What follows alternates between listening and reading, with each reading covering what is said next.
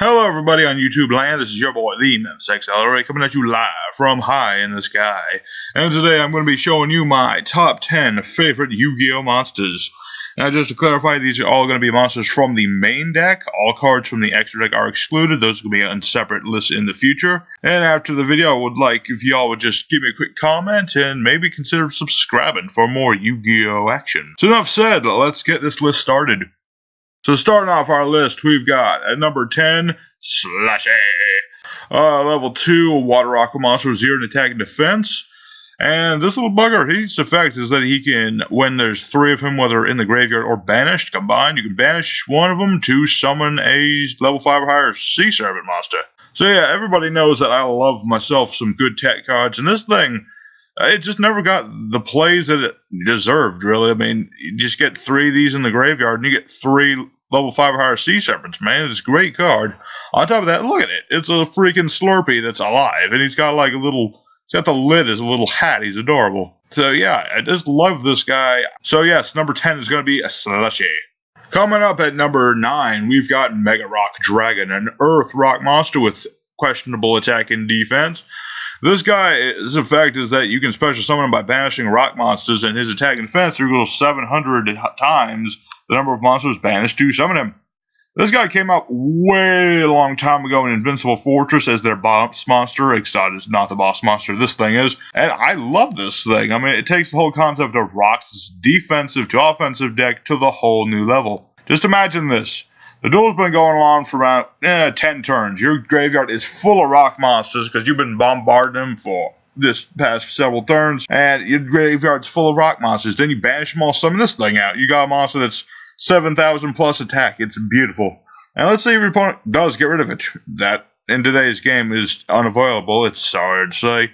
But that's why I play Lost Guardian. So yes, Mega Rock Dragon is an awesome boss monster. He's just cool looking. So that's why I like him so much. Spiriting his way into the game, at number 8, we've got Kinkabio. This level 1 tech monster's effect is pretty simple. When he's summoned, you get to special summon a level 1 monster from the graveyard, although it banishes the monster if this guy gets removed from the field, and the usual spirit effect.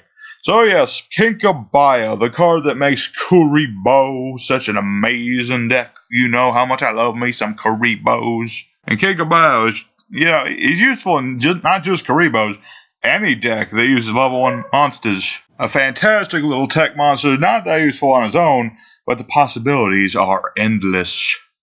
Creeping in at number 7, we've got Darkness Destroyer. He's a Dark Fiend, and his effect is pretty simple. He can't be special summoned, sadly, but he can attack twice during the battle phase, and he has piercing damage. Yeah, back in the day, this guy was my personal favorite. Attacking twice regardless if your opponent has monsters means this guy can do just absolute horrific damage, especially if you pump him up with just 1 copy of United We Stand. Plus, he's a big, purpley demon thing with claws. I like the aesthetic looks of him, man. He's awesome looking. And I still run this thing in my old dark-themed deck, so it's pretty cool. I would totally suggest you playing this card if you're ever going to, tech in a dark monster for whatever reason. Yu-Gi-Oh! Today is a game of big boss monsters. And there is no bigger a boss monster, I say, than my number 6 pick, the legendary Maju Gazette.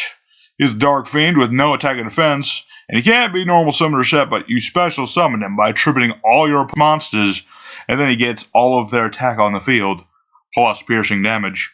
So if you could just imagine, real quick, you summoned all these big 2,000 plus beat stick monsters, whether they be normal monsters, effect monsters, who cares, tribute them all for this thing, and then just ram into your opponent's monsters and do all of the damage. It's beautiful. I highly recommend running this thing with Dimension Guardian because then he's just invincible almost. I kid you not, I've built entire decks around the legendary Maju. They are not the most consistent decks in the world, but they just do amazing OTKs, and I love it, and I love this card, and that's why he's going to be on number 6 on this list. And now we're coming into the top 5 with the Wicked Avatar. You thought legendary Maju Garzet's attack was high? This thing's even higher. You summon him by attributing 3 of your monsters, and your opponent can't play spell traps till 2 turns after this guy was summoned, and his attack is always 100 attack points higher then the highest attack on the field, except for himself, because then it would run into infinite deck, and that would just be a whole nother ball game. Wicked Avatar is another awesome dark monster. I'm starting to figure out that my favorite attribute is dark in this game. Yes, it is. But yeah, Wicked Avatar is just this amazing boss monster. You just summon him, and then not only is your opponent not able to play any spell traps for 2 whole turns, which in today's game is completely devastating, and while it usually has to do with what your opponent's monster has on the field to determine his attack, once you have another monster on the field, his attack will just get higher and higher. And while it usually depends on what your opponent has on the field to determine his attack, once you've summoned another big beat stick, Wicked Avatar's attack is just going to stay at a constant level, and that is why he is one of my favorite boss monsters of all time, right there with Legendary Guard set, but just a little more because of that whole spell trap negating. That's number 4. We've got Kuriboh. Wait, are you actually serious right now? What? You spent entire videos ranting and raving about Kuriboh, and you're telling me he's your number 4 favorite monster card? Well, yeah. Okay, listen everybody, here's the thing. If you've seen my channel, you know I like me some Kuriboh. But here's the thing, one card does not a deck make, unless you're playing like Zark Turbo.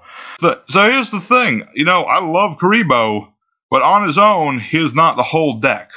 But I still love this guy. Look at him, he's adorable. He is the poster child of Yu-Gi-Oh! And this guy, he is not only one of the best, little furballs in the game, he is the first hand trap monster in Yu-Gi-Oh! Don't talk about Minar. Minar does not count. And without Kuriboh, you wouldn't have hand traps like they are today to get screwed over by that new spell thing that I forget what it's called, but it exists. It is a new thing. So yes, Kuriboh is an amazing card. I make whole decks around it. You've already seen that. And that is why he's number 4 on this list. We're going to take a quick chance with this next card. This is number 3. Dice Jar.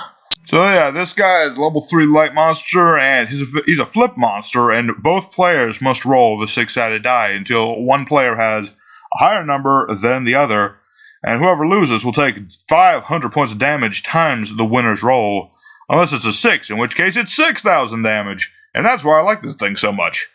I mean, the potential for a 6k burn in this fun, relatively simple card is just amazing. It really is. Whenever I play a Luck Beast deck, I never go without 3 copies of Dice Jar.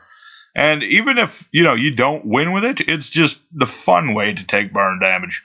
Most people hate burn decks, but nobody can hate Dice Jar. Hate Trickstars, love Dice Jar. Hi, thank you. Next on the list is, admittedly, an overpowered card. Normally I wouldn't, care for an overpowered card, but this guy, not only is he cool, but he's one of the few bank cards I would actually like to see come back, although, admittedly, it does need that errata it's getting. You know what it is. It's Chaos Emperor Dragon, Envoy of the End. He's the big 3k beat stick that banishes light and dark to summon himself, pays some life points to get rid of all your opponent's cards, and deal burn damage. So, yeah, Chaos Emperor Dragon, not only does he look badass, this is one of the most badass dragons in Yu-Gi-Oh! In my opinion. And not only that, just the idea that this super easy to summon thing gets rid of all your opponent's troublesome cards and deals burn damage is just cool. I never got to play this thing. By the time I got really into Yu-Gi-Oh! It was long since banned. But as I've just mentioned, he's getting that errata in the OCG, so maybe in the TCG one day, I'll be able to play this guy, and that will be fun. And now it is time for number 1. If you're one of those beautiful, beautiful people stuck through the whole list to see this card, I thank you. If you skipped ahead, well, I'm still going to tell you what the card is. Now, when I started making this list, I knew right away who my favorite card was going to be. There was only one real option. I've had this card forever, and he's not only cool looking, he has cool effects, he's totally legit. Ladies and gentlemen, I present to you the Needle Burrower. He is a dark machine, 1700 attack and defense, and when he blows up a monster in battle and sends it to the graveyard, you deal 500 damage times that monster's level. So yeah, Needle Burrower, not only does, for starters, he's a cool robot scorpion. That's already cool points right there. You got a giant robot scorpion, you're already set. you're already set. The burn damage this guy can inflict is just monumental. Imagine, pumping this guy just once with an equip and running over a Blue Eyes. It's 4,000 damage right there. And I'm just realizing now that my top 3 cards are all burn damage related, even though I don't like burn damage all that much. But regardless, Needle Burrower is a card just like Garzet. I would make a whole deck around, pump it up with equips, make it easy to tribute summon it out. It is just so awesome looking. I only ever had one of this thing. When I got it, I was just floored. I got this thing when I was a kid, and it always stuck with me. And that is why the Needle Burrower is my absolute favorite dual monster card. So everybody watching, thank you very much for watching this quick top 10 video of mine. Leave a comment below. Tell me, what do you think of these cards, and what's your favorite card? I want to know that more than anything else. And if you're interested, maybe consider subscribing. I'd enjoy it. And, subscribe for more Yu-Gi-Oh! Action in the future. This will be your boy, the Memphis Exile, alright? Signing out. Love you, everybody.